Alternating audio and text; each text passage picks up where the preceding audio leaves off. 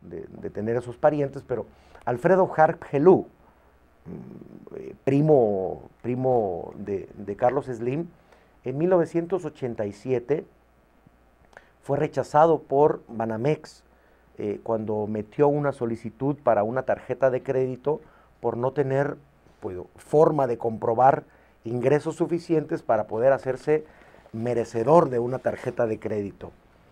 Bueno, 6 años después, Alfredo Harp Helú era el dueño de Banamex.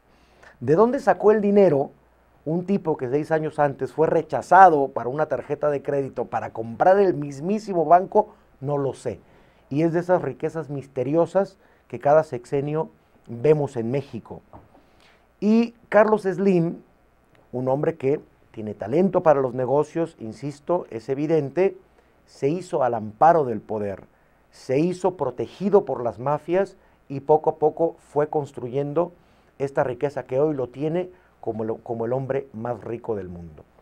Vamos a estar abordando este tema, el tema de la riqueza de Carlos Slim, el tema de la pobreza, vamos a contrastarlo con lo que está pasando con la mayoría de los mexicanos.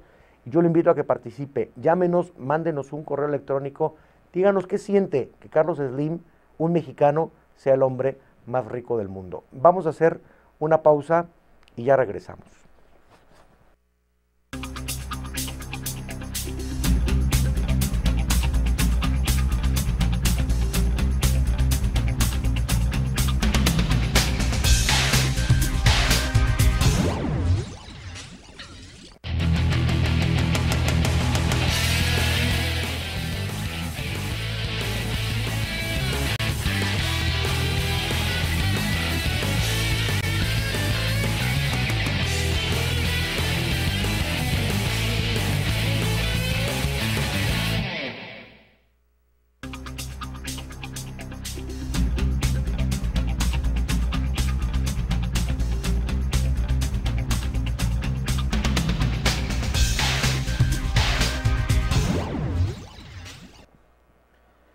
Bien, ya estamos de regreso en nuestro programa. Gracias por continuar con la programación de NVision en nuestro programa Homo Sapiens. Yo soy Freddy Castañeda y bueno, y estamos hablando de esta noticia que se publicó la semana pasada sobre oficialmente Carlos Slim ya es el hombre más rico del mundo. Aquí tengo la lista de los 10 hombres más ricos del mundo según la revista Forbes. Bueno, no encuentro a los Castañeda, pero a lo mejor bajamos unos 2, 3 números. Pero bueno, Carlos Slim oficialmente, una riqueza estimada en 53.500 millones de dólares, orgullosamente mexicano, no lo sé. Bill Gates, con una fortuna estimada en los 53.500 millones menos. Warren Buffett, también de los Estados Unidos, 47.000 millones de dólares. Hay 2 indios, Mukesh Ambani con 29.000 millones y Lakshmi Mittal, bueno, no sé si mi indio sea correcto, 28.700 millones de dólares. Lawrence Ellison de los Estados Unidos, 28.000. Bernard Arnault de Francia, 27.500. Ike Batista de Brasil, este es el dueño de los ingenios azucareros y de TV Globo, con 27.000 millones de dólares. Era el latino, que hasta hace 10 años era el latino mejor posicionado en la lista. Amancio Ortega de España con 25.000 y Karl Albrecht de Alemania con 23.500 millones de dólares. Para entrar a esta lista de los más ricos del mundo, según la lista Forbes, hay que tener mínimo 1.000 millones de dólares para poder ganarse el derecho a ser considerado uno de los millonarios del mundo. Y según la lista Forbes, hay 62 nuevos millonarios, varios de ellos vienen de Asia, cosa que llama la atención, que esta región asiática está generando mucha riqueza.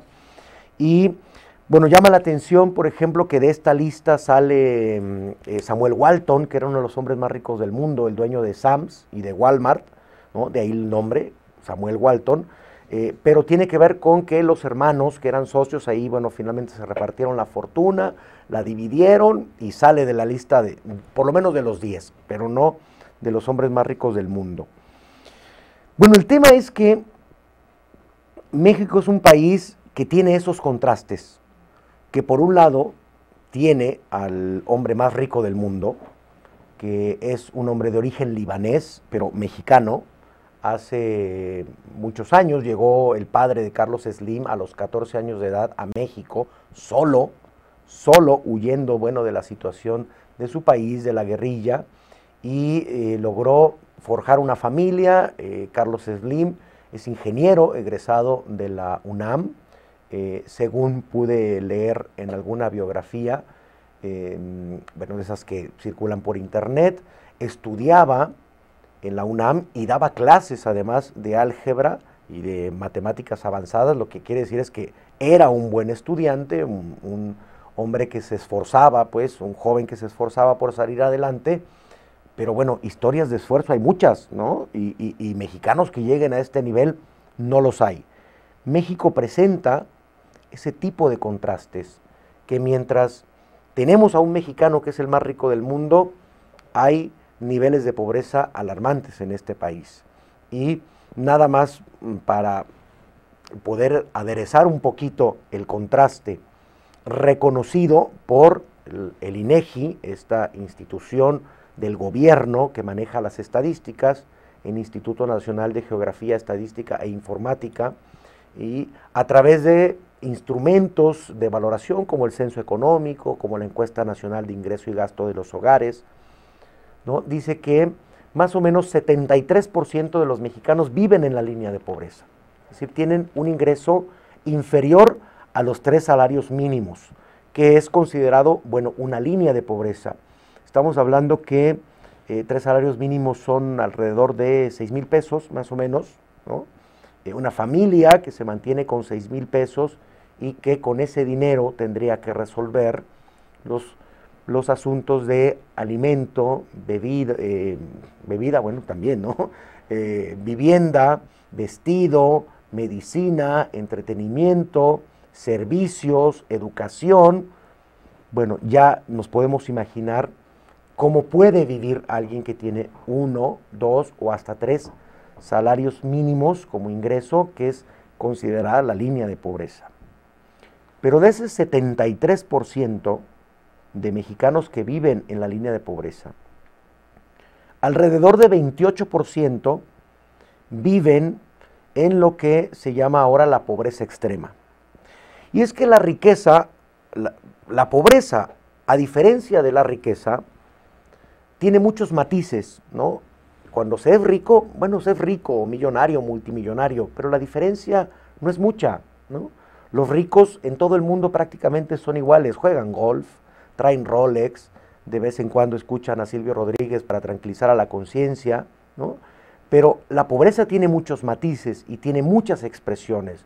Hay pobreza alimentaria, hay pobreza patrimonial, es decir, la pobreza matrimonial, patrimonial, no matrimonial, que no es lo mismo. Bueno, hay matrimonios pobres también, ¿no? Pero la pobreza extrema, que es una nueva categoría reciente que han creado estas instituciones dedicadas a estudiar la pobreza, es un indicador verdaderamente alarmante que nos señala que viven en pobreza extrema aquellos individuos que consumen menos de $1 al día. Es decir, que con menos de 13 pesos diarios tendrían que resolver sus problemas o sus necesidades de alimento, de salud, vivienda, vestido, transporte, educación, entretenimiento, etcétera, cosa que evidentemente resulta imposible. Bueno, alrededor de 28 millones de mexicanos, de compatriotas, de gente que vive en nuestro territorio, que vive en nuestras comunidades, no lejos de nosotros. No nos los imaginemos en la sierra de San Jacinto de las Piñatas, sino también en los cinturones de miseria que se hacen en las ciudades. Ahí vive gente que consume menos de $1 al día, que es imposible pensar que a eso le podamos llamar vida. Por eso yo invitaba a la gente, a nuestro público, a que diera su opinión sobre qué sentimiento puede generar que un país con 25 millones de gentes en pobreza extrema pueda presumir tener al hombre más rico del mundo con una fortuna que parece, me parece, y a muchos también compartimos esta óptica, verdaderamente ofensiva. Sobre todo cuando Carlos Slim no es ese empresario modelo que quieren hacernos ver y que quieren hacernos entender. Y miren, yo aclaro una